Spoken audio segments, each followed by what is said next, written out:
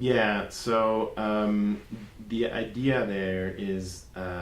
it depends on what hypothesis on the origin of life you believe or you find has the best arguments.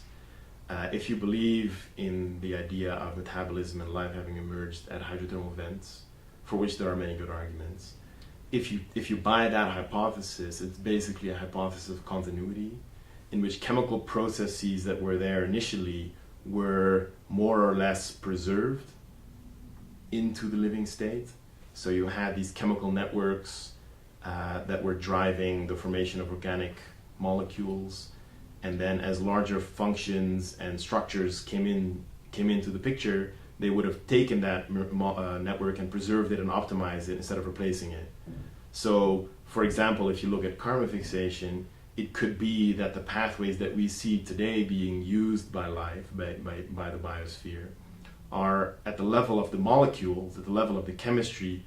almost exact replicates of the prebiotic chemistry that gave rise to everything else, right? And if you buy that, then the idea would have been that you started with CO2 and some reduced materials, you gave rise to organic molecules, and eventually those organic molecules gave rise to larger bioorganic systems that then came and optimized those same sequences of the transformation of CO2 into organics. So in that sense, if you think of carbon fixation, it may well have been a continuous